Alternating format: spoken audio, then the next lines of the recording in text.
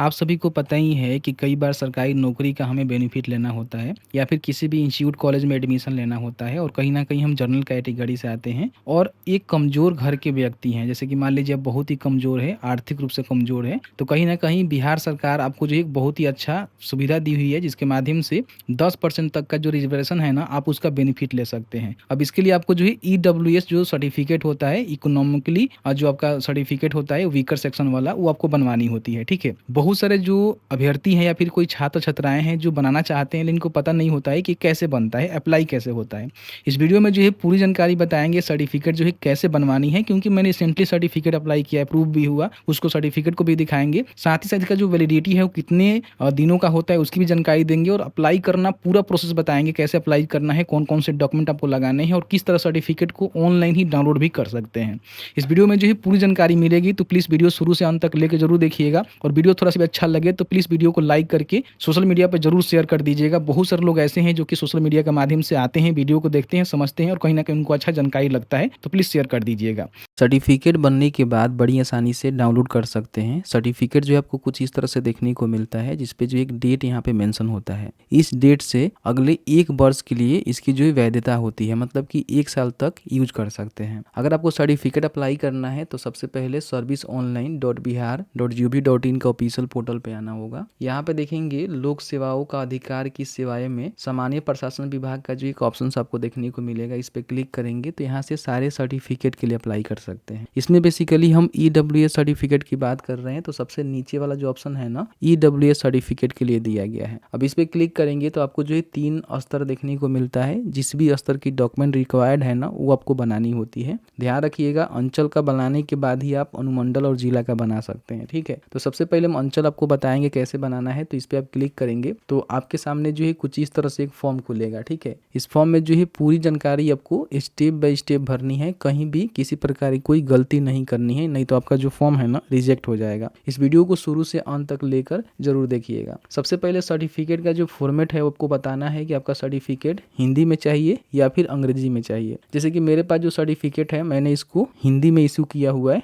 तो इस तरह से हिंदी में देखने को मिलेगा। लेकिन अगर आप इसको चाहें तो अंग्रेजी में भी इशू करवा सकते हैं, वो आपके ऊपर निर्भर करता है। उसके बाद यहाँ पे अपना जो भी जेंडर है वो बताना है, फिर यहाँ पे अपना अभिवादन दे सकते हैं। अब चाहे तो श्री लगा सकते हैं, नहीं लगाते हैं कोई अभिवादन नहीं के ऑप्शंस को चूज कर लीजिएगा। एप्लीकेंट का जो है नेम यहाँ पे लिखना है इंग्लिश में। जैसे कि मान लीजिए किसी का नाम है डेमो, तो हमने यहाँ पे डेमो लिखकर जैसे ही यहाँ पे स्पेस प्रेस किया तो यहाँ पे ऑटोमेटिकली जो है हिंदी में इनका जो नाम है ना वो टाइप हो जाता है। इस प्रकार से यहाँ पे जन्म तिथि भी आपको कैलेंडर के माध्यम से चूज कर लेना है कि आपका जो डेट ऑफ बर्थ है, मैट्रिक या सर्टिफिकेट या फिर जो भी आपका आधार कार्ड है उस पर क्या है। अगर आपके पास आधार संख्या है जिसमें मोबाइल नंबर लिंक है तो आप यहाँ पे देकर OTP के थ्रू इसको वेरीफाई कर सकते हैं, क्योंकि प्रमाणित करना पड़ता है।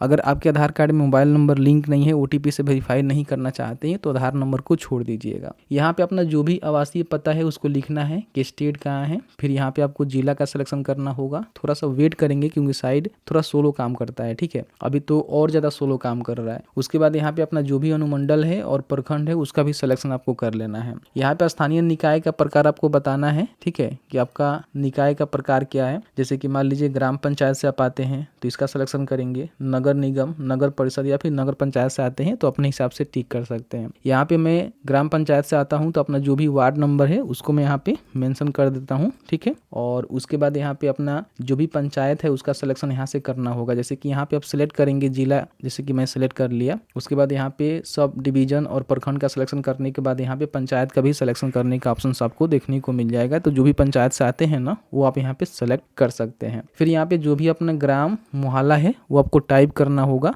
ऑटोमेटिकली हिंदी में ट्रांसलेट हो जाएगा। उसके बाद यहाँ पे अपना पोस्ट ऑफिस लिखना है। यहाँ पे अपना जो भी पुलिस स्टेशन है उसका सिलेक्शन कर लेना है और यहाँ पे अपना जो भी पिन कोड है उसको मेंशन कर देना है। अगर आपको होल्डिंग नंबर और सर्किल नंबर अपना याद है तो यहाँ पे मेंशन कर सकते हैं, नहीं तो इसको छोड़ देंगे। ठीक है, उसके बाद यहाँ पे देखिए 2 ऑप्शंस आपको देखने को मिलता है। तो इसमें जो है बहुत सारे लोग कंफ्यूज हो जाते हैं कि हम किसका सिलेक्शन करें। मेरे पास जो सर्टिफिकेट है इसमें देखेंगे बताया गया है कि हमने जो है क का सिलेक्शन यहाँ पे किया हुआ है, क्योंकि देखिए जिनका हम सर्टिफिकेट इशू कर रहे हैं वो यहाँ पे केंद्र में जो अन्य पिछड़ा वर्ग होता है, OBC होता है, उसमें नहीं आते हैं, और बिहार में जो SC ST या फिर पिछड़ा वर्ग की सूची आती है उसमें वो नहीं है, क्योंकि ये जनरल कैटेगरी से आते हैं। ठीक है, तो इसका हमने सिलेक्शन किया हुआ है। लेकिन बहुत सारे ऐसे भी जनरल कैटेगरी में लोग हैं जो कि कि बिहार हेतु जो अनुसूचित जाति अनुसूचित जनजाति के सूची में सूचीबद्ध नहीं है, जबकि पिछड़ा वर्ग अत्यंत पिछड़ा वर्ग की सूची में सूचीबद्ध है, तो ऐसे जो भी मान लीजिए लोग हैं इसका सिलेक्शन कर सकते हैं, लेकिन फर्स्ट वाला ही सिलेक्ट करना होता है। उसके बाद यहाँ पे अपना जो भी जाति है उसका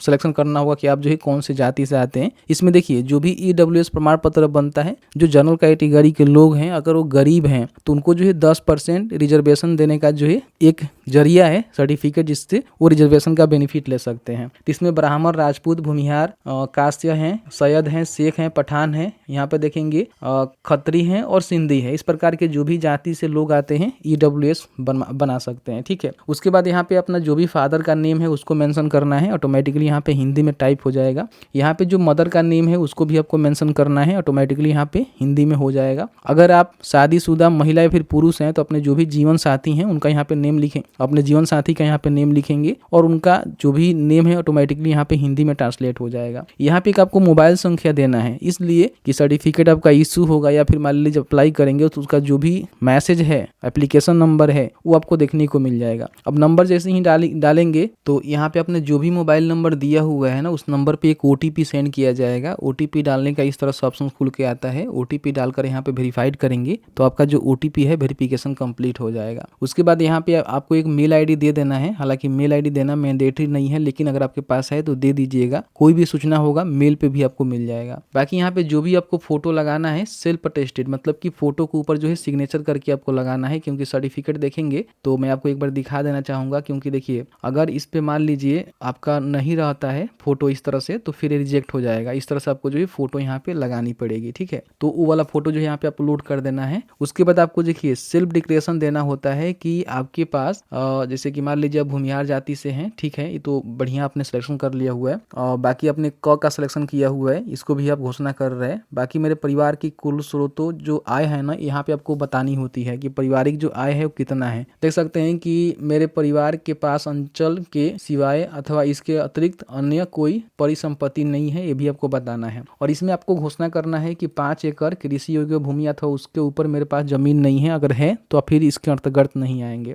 1000 वर्ग फीट अथवा इससे अधिक क्षेत्रफल का आवासीय फ्लैट भी आपके पास नहीं है। अधिसूचित नगरपालिका के अंतर्गत 100 वर्ग गज अथवा इससे अधिक का आवासीय भूखंड नहीं है। अधिसूचित नगरपालिका के इतर 200 वर्ग गज अथवा इससे अधिक का आवासीय भूखंड नहीं है। ये सभी आप प्रमाणित कर रहे हैं। अगर मान लीजिए इस प्रकार के आप व्यक्ति हैं इससे कम वाले तो ही आपका EWS बनेगा। अगर इस क्राइटेरिया को फुलफिल नहीं करते हैं, इसके ऊपर वाले अभ्यर्थी हैं, छात्र छात्राएं हैं, तो आप EWS के लिए अप्लाई तो करेंगे लेकिन आपका फॉर्म जो है रिजेक्ट हो जाएगा वेरिफिकेशन करते समय। बाकी यहाँ पे आपको सभी एग्री करना होगा कि हाँ मैं सही जानकारी दे रहा हूँ, इस प्रकार के मतलब इसके अधिक मेरे पास कुछ नहीं है, इससे कम ही है, तो यहाँ पे टिक करेंगे। फिर यहाँ पे अपना जो भी कैप्चा है इसको फिल करेंगे और फिल करने के बाद यहाँ पे सबमिट के बटन पे क्लिक करेंगे। यहाँ पे आपने जो भी जानकारी फिल आउट किया हुआ है ना पूरी जानकारी आपको देखने को मिलेगा प्रीव्यू सेक्शंस में, जिसको आपको चेक कर लेना है, ठीक है। आपको लगता है कि कुछ जानकारी आपने गलती कर दिया हुआ है तो अभी आपके पास समय है, एडिट के बटन पे क्लिक करके एडिट कर सकते हैं। आपको लगता है कि हमने जो है सभी जानकारी सही दिया हुआ है तो यहाँ पे देखेंगे एक ऑप्शन आपको देखने को मिलेगा अटैच एनर्जीशियर का, इस पे आपको क्लिक कर देना है।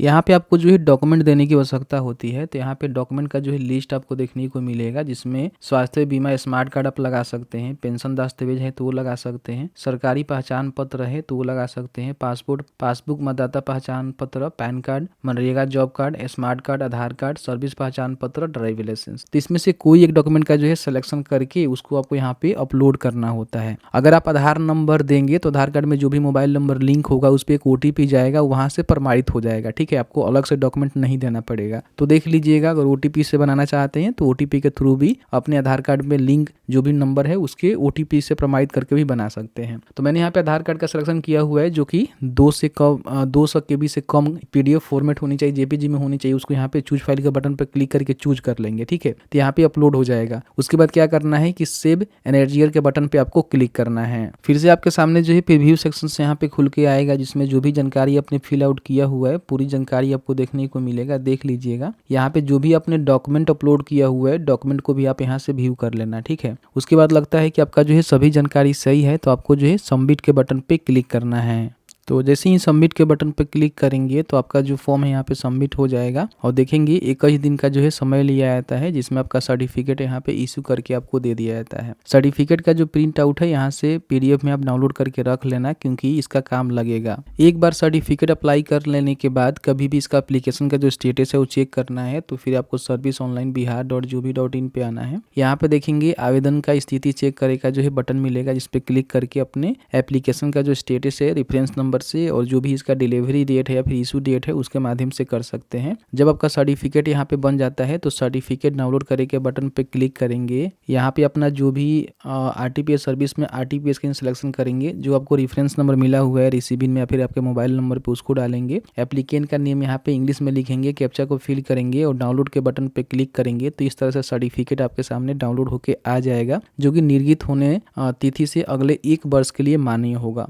कई बार क्या होता है कि सर्टिफिकेट आपको तत्काल में चाहिए होता है, तो जैसे कि मान लीजिए फॉर्म भरने के बाद जो भी रिसीविंग आपको मिलेगा उसको लेकर अपने जो भी राजस्व के हल्का कर्मचारी होते हैं, जो अंचल कार्यालय होता है, वहां पे जाकर सबसे पहले कर्मचारी से जो है आपको वेरिफिकेशन करवाना होगा, सिग्नेचर करवाना होगा और उसको लेकर RTPS पे जमा करेंगे तो कहीं ना कहीं सर्टिफिकेट आपका 2 से 4 दिन में ही इशू कर दिया जाता है। तो मैंने जो है पूरी जानकारी बताया किस तरह से EWS सर्टिफिकेट के लिए अप्लाई करना है, किस तरह से डाउनलोड करना है और तत्काल में बनवाना है, तो क्या कुछ प्रोसीजर को आपको फॉलो करना होगा। आपके मन में कोई भी सवाल होगा इस वीडियो से रिलेटेड हमें जरूर बताइएगा, जहां तक हमारी नॉलेज होगी हम आपके साथ साझा करने की पूरी कोशिश करेंगे।